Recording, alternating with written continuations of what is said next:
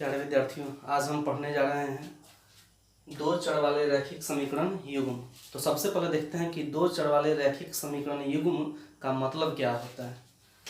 यहाँ आप ध्यान देंगे, दो चर होना चाहिए, मीन्स नंबर ऑफ वेरिएबल्स 2 होने चाहिए, और दोनों रैखिक समीकरण होना चाहिए। युग्म मीन्स जानते हैं आप, पेयर, पेयर मीन्स जोड़ा। दो समीकरण होना चाहिए, दोनों रैखिक होना चाहिए और दो चर वाला होना चाहिए। यहाँ तीन बातें हैं। सबसे पहले दो चर मीन्स एक्स वाई दो चर हो गया है। इस तरह से बहुत सारे दो चर हो सकते हैं, पी क्यू आप मान सकते हैं। जैसे एक समीकरण हम लेते हैं एक्स प्लस वाई बराबर 5, और एक समीकरण लेते हैं एक्स माइनस वाई बराबर 7। इस तरह का हमने दो समीकरण लिए। यह समीकरण देखिए, फर्स्ट समीकरण और सेकंड समीकरण, इसमें दो चर है एक्स और वाई। चर उसको कहते हैं जिसका मान चेंज होते रहता है, वेरिएबल, और अचर उसको कहते हैं जिसका मान फिक्स होता है। चर उसको कहते हैं जिसका मान चेंज होते रहता है, अचर उसको कहते हैं जिसका मान फिक्स होता है। तो यहाँ x और y दोनों चर है, जबकि 5 जो है अचर है। x और y चर अर्थात वेरिएबल, 5 अचर अर्थात कांस्टेंट है। उसी तरह से यहाँ दूसरे समीकरण में x और y दोनों वेरिएबल अर्थात चर है और 7 अचर है। तो यहाँ दोनों समीकरण में दो दो चर हैं, तो दो चर वाले दोनों समीकरण हो गए। साथ ही साथ दोनों समीकरण रैखिक समीकरण है, लीनियर इक्वेशन। लीनियर इक्वेशन आप पिछली कक्षा में पढ़े होंगे, ऐसा इक्वेशन जिसका घात एक होता है, वैसे इक्वेशन को कहते हैं लीनियर इक्वेशन अर्थात रैखिक समीकरण। तो यहाँ आप देखें कि x का घात 1 है, y का भी घात 1। आप जानते होंगे रैखिक समीकरण के बारे में, लीनियर इक्वेशन ऐसा समीकरण जिसका घात 1 होता है, उसी को रैखिक समीकरण कहा जाता है। तो यहाँ पर दोनों समीकरणों को देख सकते हैं कि दोनों समीकरण रैखिक समीकरण है, दोनों का घात 1 है। युग्म मीन्स होता है पेयर, मीन्स जोड़ा। यहाँ पर दो समीकरण देख सकते हैं, यह समीकरण 1 है आपका और यह समीकरण आपका 2 है। तो फिर से तीनों बात पर ध्यान दीजिए, दो चर x और y, एक्स वाई दोनों समीकरणों में है, दोनों रैखिक समीकरण है, मीन्स इसका घात 1 है, और युग्म है, दो समीकरण के रूप में। अब इस पूरे यूनिट में हमको इसका हल ज्ञात करना है। हल ज्ञात करना मीन्स क्या है कि हमको x और y का ऐसा वैल्यू ज्ञात करना है जिसको इन दोनों समीकरणों में रखें तो दोनों समीकरण हमारा सही हो। और इसी x y का मान पता लगाने के लिए हम इसको विभिन्न तरीकों से हल करते हैं, जिसमें से according to the syllabus of class 10th we have to know about 4 methods. 4 तरीकों को हमको जानना है 10वीं कक्षा के सिलेबस के हिसाब से। उन 4 मेथड्स में, 4 तरीकों में पहला तरीका हमको जानना है ग्राफीय विधि, फिर हमको जानना है प्रतिस्थापन विधि, फिर जानना है विलोपन विधि, और फिर लास्ट में जानना है वज्रगुणन विधि। तो इन 4 विधियों की चर्चा हम बारी बारी से करेंगे। हम यहाँ देख रहे हैं कि दो समीकरण है x प्लस वाई बराबर 7 और x माइनस वाई बराबर 3। हमको x और y का मान वह मान लाना है जिससे कि दोनों समीकरणों में रखने पर दोनों का मान सही हो। जैसे x का मान हम लेते हैं 5 और y का मान लेते हैं 2। x का मान 5 और y का मान 2। अब बारी बारी से हम दोनों समीकरणों में रखते हैं। तो x का मान जब 5 आप रखेंगे प्लस y का मान 2, तो 5 और 2 7 हो जाएगा। सेकंड समीकरण में रखेंगे x का मान 5 और y का मान 2, 5 में से 2 घटाएंगे तो 3। तो इस दोनों समीकरणों का एक हल हो गया यह, जिसमें x का मान 5 और y का मान 2 आया। तो यह कैसे आया, इसको तो मैंने डायरेक्टली एक एग्जाम्पल के लिए आपको समझाया, लेकिन इस x का मान 5 और y का मान आप 2 कैसे लाएं, इसके लिए 4 विधियां हैं जिसके बारे में मैंने ऑलरेडी आपको बताया। उन चारों विधियों को हम बारी बारी से देखेंगे और देखेंगे कि एक ही प्रश्न को हम चारों तरीकों से बना सकते हैं और अल्टीमेटली सबका आंसर एक ही आएगा। तो बारी बारी से हम सारी विधियों को देखते हैं। दो चर वाले रैखिक समीकरणों को हल करने के लिए जिन विधियों को पढ़ना है, उसमें पहली विधि हमको पढ़ना है ग्राफीय विधि, ग्राफिकल मेथड। इस विधि को हम एक एग्जाम्पल के थ्रू समझते हैं। एक एग्जाम्पल लेते हैं जो प्रश्नावली 3.3 का पहला है। वह एग्जाम्पल है x + y = 14 और x - y = 4। यह इक्वेशन इसको हम फर्स्ट मान लेंगे और इसको इक्वेशन हम सेकंड मान लेते हैं। अब इस क्वेश्चन को हमें ग्राफीय विधि से हल करना है। तो कैसे करते हैं ग्राफीय विधि से हल? ग्राफीय विधि होता क्या है और हल कैसे करते हैं, दोनों साथ ही साथ समझते चलेंगे। सबसे पहले दोनों समीकरणों की सहायता से हम कम से कम दो हल ज्ञात करते हैं। कैसे ज्ञात करते हैं देखते हैं। पहला समीकरण है x + y = 14 के लिए x और y का मान हम अपने मन से कम 2 मान रखते हैं, जिसको हम पहला को a मान लेते हैं और दूसरा को b। तो x और y का हम वह मान मानते हैं जिसके लिए यह 14 आ जाए। इसका मतलब कि x और y का वह मान हम रखेंगे अपने मन से जिसको हल करने पर इस समीकरण को बराबर में 14 आ जाए। तो स्पष्ट है, यदि x का मान हम 7 और y का मान भी 7 रखें तो 7 + 7 14 आ जाता है। तो एक मान ये हो सकता है। एक हो सकता है कि x का मान यदि हम 8 रखें और y का मान 6 रखें तो 8 और 6 14, इसमें भी आ जाएगा। तो इस तरह से आप एक बात हमेशा याद रखिए कि दो चर वाला कोई भी रैखिक समीकरण हो तो x और y का अनंत मान उसमें लिखा जा सकता है। उसके लिए तो हमको केवल दो ऐसा मान लिखना है जिसमें हमने x y का पहला मान लिया 7 और 7, फिर x y का दूसरा मान लिया 8 और 6। दोनों के लिए ही यह समीकरण सही है। इसी तरह अब हम दूसरे समीकरण के लिए भी करते हैं। दूसरा समीकरण है x - y = 4 के लिए। इसके लिए भी हमको दो समीकरण ज्ञात, इसके लिए भी हमको दो हल ज्ञात करना है। पहला इसको हम c मान लेते हैं और इसको d, चूंकि a और b पहले ही मान चुके हैं तो इसको एक हल को c और अगले हल को d मान लेते हैं। अब आप सोचिए कि x और y का क्या मान रखें कि 4 आ जाए।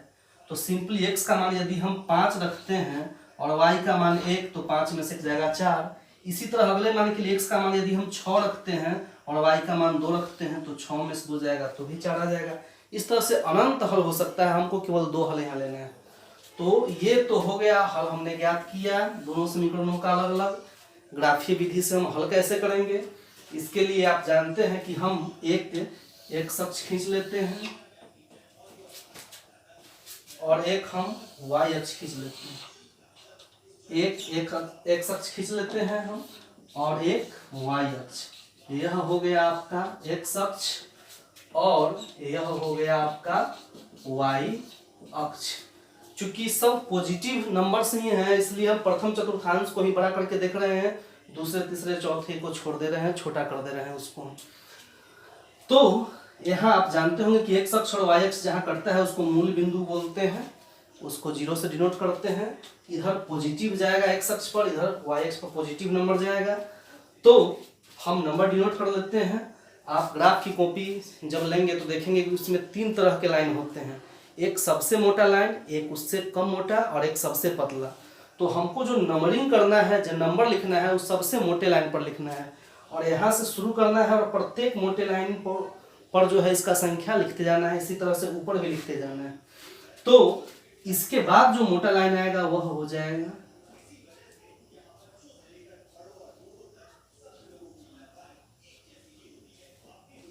करते हैं। जैसे यहाँ हो गया 1 2 3 4 5 6 7 9 10। आप चाहे तो आगे भी बढ़ा सकते हैं उसे 2 3 4 5 7 8। इस तरह से इसको भी आप जितना चाहे आगे बढ़ा सकते हैं।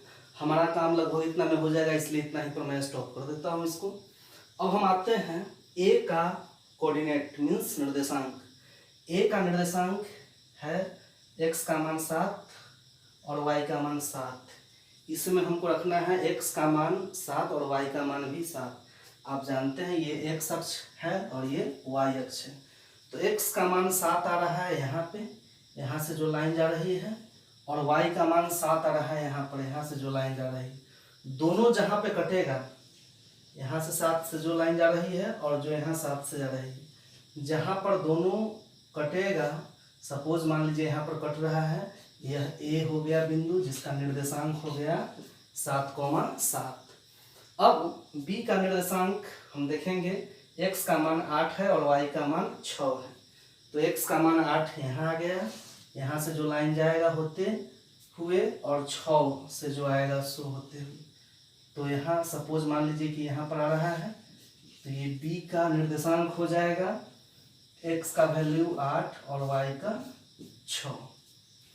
अब स्केल की सहायता से इस दोनों पॉइंट्स को मिलाते हुए एक लाइन हम खींच देते हैं, इसको इधर भी थोड़ा बढ़ा देते हैं, और इस लाइन के अकॉर्डिंग हम इसका समीकरण लिख देते हैं। इसका समीकरण क्या है, x प्लस वाई बराबर 14, तो हम इसको लिख देते हैं x प्लस वाई बराबर 14। ठीक इसी तरह से दूसरे समीकरण के लिए भी हम एक रेखा खींचते हैं। दूसरा समीकरण के लिए c का वैल्यू आया है, x का मान 5 और y का 1, तो x का मान 5 यहाँ पे जाएगा इस लाइन से होते हुए और 1 यहाँ से, तो सपोज मान लीजिए यहाँ कटा, c का निर्देशांक 5 और 1। इसी तरह d का निर्देशांक 6 और 2, यहाँ 6 से होते हुए जो जाएगा और 2 से होते हुए आएगा, सपोज मान लीजिए यहाँ आ गया d 6 और 2। अब जिस तरह से इन दोनों बिंदुओं को मिलाते हुए हमने एक रेखा खींचा था, इन दोनों बिंदुओं को भी मिलाते हुए हम एक रेखा खींचेंगे, तो इसको इस तरह से मिलाते जाएंगे। इसके अकॉर्डिंग हम इसका समीकरण लिख देते हैं, जैसे है x माइनस वाई बराबर 4। अब हम देखते हैं कि दोनों रेखाएं किस बिंदु पर कटती है। जिस बिंदु पर कटती है उसका निर्देशांक ही x और y का मान आएगा। तो आप ग्राफ पर जब बनाइएगा तो स्पष्ट रूप से यह जो पॉइंट कटेगा वह ठीक 9 के सामने कटेगा, और यहाँ जो कटेगा वह ठीक 5 के सामने कटेगा। इस लाइन को आप शो कर भी सकते हैं, न भी कर सकते हैं, इस डॉटेड लाइन को शो मैंने समझाने के लिए कर दिया है। तो यहाँ का निर्देशांक क्या आ गया, x का वैल्यू 9 और y का वैल्यू आ गया 5, अर्थात यही इसका आंसर हो गया। जहाँ फ्री जगह हो वहाँ आप लिख सकते हैं x का मान 9 और y का मान 5, यही हमारा आंसर हो गया। अब आंसर लाने के बाद आप इस तरह के प्रश्नों को स्वयं चेक भी कर सकते हैं कि हम जो बनाए हैं वो सही है या नहीं। तो ये दोनों वैल्यू को हम दोनों समीकरणों में रखेंगे तो दोनों समीकरण संतुष्ट होना चाहिए। जैसे पहले समीकरण में रखते हैं x का मान 9 और y का मान 5, तो 9 5 बराबर 14, यह सही है। इसमें भी रखने पर सही होगा, x का मान 9 में से y का मान 5 हम घटाएंगे तो 9 में से 5 गया 4, अर्थात हमारा बनाया हुआ 100% सही है। तो ये है आपका ग्राफीय विधि। अब हम आते हैं दूसरी विधि पर। दूसरी विधि है प्रतिस्थापन विधि, सब्स्टिट्यूशन मेथड। क्वेश्चन हम उसी को लेते हैं, x प्लस वाई बराबर 14 और x माइनस वाई बराबर 4। उसी प्रश्न को हम लेते हैं दूसरी विधि से, बनाते हैं प्रतिस्थापन विधि से। इस विधि में हमको करना यह है कि दोनों समीकरणों में से किसी समीकरण को हम पहले ले सकते हैं। दोनों का आंसर एक ही आएगा। दोनों समीकरणों में से किसी समीकरण को पहले हम ले सकते हैं, और इसके बाद भी दो तरीके हो जाते हैं, x का मान हम निकाल सकते हैं अथवा y का मान निकाल सकते हैं। तो जनरली में हम x का मान निकाल के उसको पुट करते हैं। तो आसान यह है कि दोनों समीकरणों में से हम समीकरण 2 को लेते हैं। समीकरण 2 से, तो समीकरण 2 क्या है हमारा, x माइनस वाई बराबर 4, तो x बराबर 4, y माइनस में इधर आ जाएगा तो प्लस में आ गया। यह x का मान आ गया 4 प्लस वाई समीकरण 2 से। अब यहाँ एक बात हमको ध्यान में रखना है, जब इस x का मान हमने समीकरण 2 से लिया है तब इस x का मान रखेंगे 1 में। यदि हम 1 से लेते तब इसका मान रखते 2 में। अपोजिट कर देना है, अगर समीकरण 1 से x का मान निकालना है तो उसको 2 में रखना है, और 2 से x का मान निकालते हैं तो उसको 1 में रखना है। तो x का मान समीकरण एक में रखने पर जब हम x का मान समीकरण एक में रखते हैं तब क्या होता है, एक है x प्लस वाई बराबर 14, तो x के जगह पर हम मान रख सकते हैं 4 प्लस वाई, तो x के जगह पर हम रख देते हैं 4 प्लस वाई, बाकी जितना जो जैसे है वैसे रख देते हैं, प्लस वाई तो प्लस वाई बराबर 14, तो बराबर 14 हमने लिख दिया। अब इसको सोल्व करते हैं, y प्लस वाई दोनों के पहले एक एक छुपा हुआ है, तो y प्लस वाई हो जाएगा 2y बराबर 14, 4 प्लस में इधर आएगा तो माइनस में, 14 में से 4 जाएगा, यह बचेगा 10, इसलिए y बराबर हो जाएगा 10, 2 गुना में इधर आ जाएगा तो बटा में आ जाएगा, 2 से 10 कट जाएगा 5 मरतबे, मीन्स y का मान आ गया 5। अब हम करते यह है कि जब y का मान 5 आ गया तो इसको किसी भी समीकरण में रखेंगे तो x का वही मान आएगा, जैसी आपकी इच्छा हो उस तरह से आप कर सकते हैं। इस y का मान आप किसी समीकरण में रख सकते हैं, हम 2 में ही रखते हैं, y का मान समीकरण 2 में रखने पर, जब y का मान समीकरण 2 में रखते हैं तो देखिए क्या होता है, समीकरण 2 है x माइनस वाई बराबर 4, तो x माइनस y का मान हमने लाया अभी 5, तो इस y के जगह पर हम रख देते हैं 5 बराबर हो जाएगा 4, इसलिए x बराबर 4, 5 माइनस में आ जाएगा तो प्लस में, 4 और 5 9, अतः लास्ट में आंसर x आप लिख देते हैं, x का मान हो गया 9 तथा y का मान हो गया आपका 5, इसका आंसर हो गया। ग्राफीय विधि में भी आपने देखा कि x का मान 9 और y का मान 5 ही आया था, तो इस यह रहा आपका प्रतिस्थापन विधि, इस विधि से भी आंसर वही आएगा। तो आप देख सकते हैं कि प्रतिस्थापन विधि से कैसे हम इस समीकरण को युग्म को हल किए हैं। अब हम आते हैं तीसरी विधि पर। तीसरी विधि है विलोपन विधि, इलिमिनेशन मेथड। इसमें हम देखते हैं कैसे हल करते हैं। उन्हीं 2 समीकरणों को हम लेते हैं, x प्लस वाई बराबर 14 और x माइनस वाई बराबर 4। इसमें विलुप्त करना है किसी एक टर्म को, या तो x को आप समाप्त कर दीजिए या y को समाप्त कर दीजिए।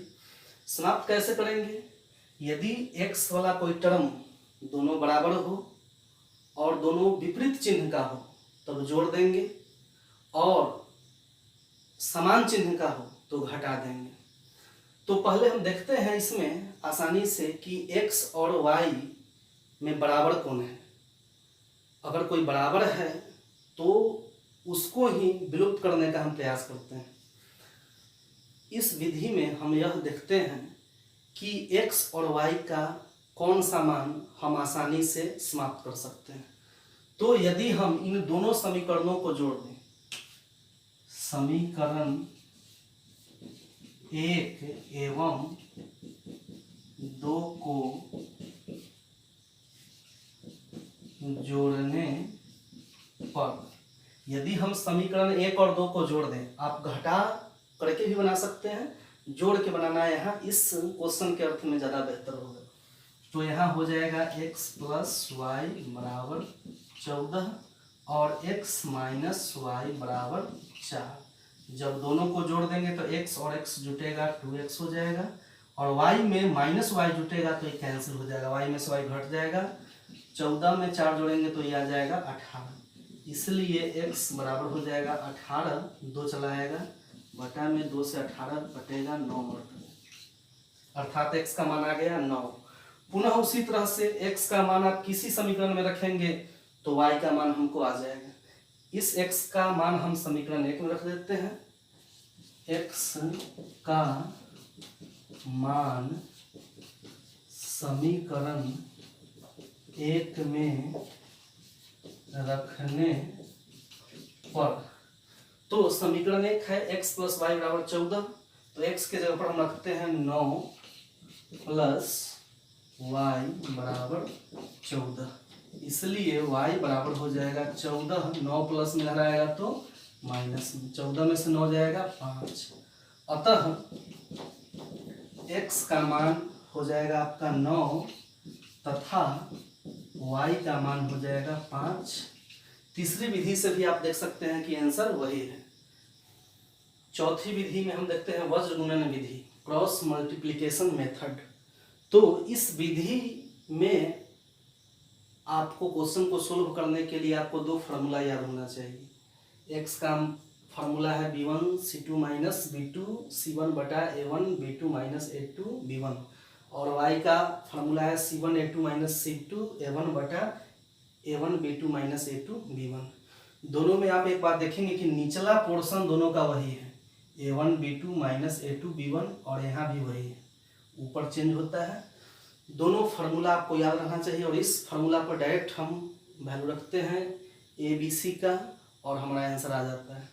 उससे पहले पुनः हम उसी क्वेश्चन को लेते हैं।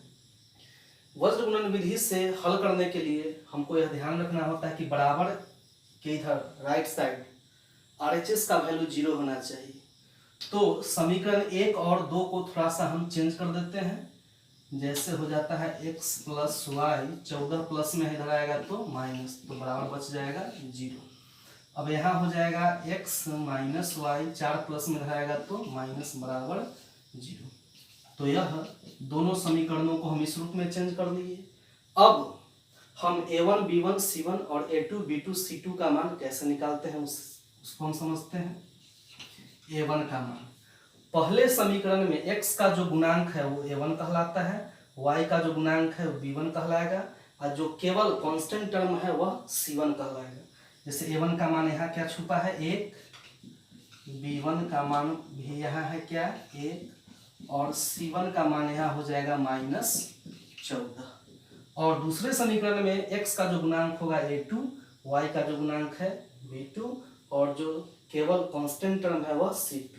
जैसे x का गुणांक यहाँ हो जाएगा a2 बराबर यहाँ है 1, b2 का मान यहाँ है -1, और c2 का मान है यहाँ -4। तो अब हम a1 b1 c1 और a2 b2 c2 का मान हमने फाइंड आउट कर लिया। अब इसको इस फार्मूला पर हम सेट करते हैं।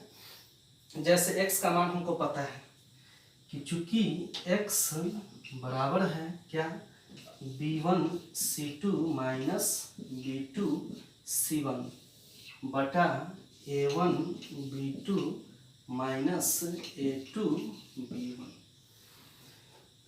तो यह फार्मूला है। अब इस फार्मूला में हम सबका वैल्यू पुट करते हैं, इसलिए x इज इक्वल टू हो जाता है b1 का मान है 1 गुने c2 का मान हो गया यहाँ -4 माइनस b2 का मान हो गया यहाँ -1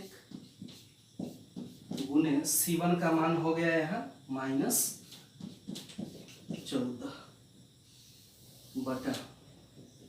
अब हो गया a1 का मान, तो a1 का मान आप यहाँ से देख सकते हैं 1 गुने b2 का मान है -1 माइनस a2 का मान हो गया 1 गुने b1 का मान हो गया 1। तो इस तरह से हमने वैल्यू रख दिया। अब इसको हल करते हैं हम। सॉल्व करने के लिए हम आते हैं,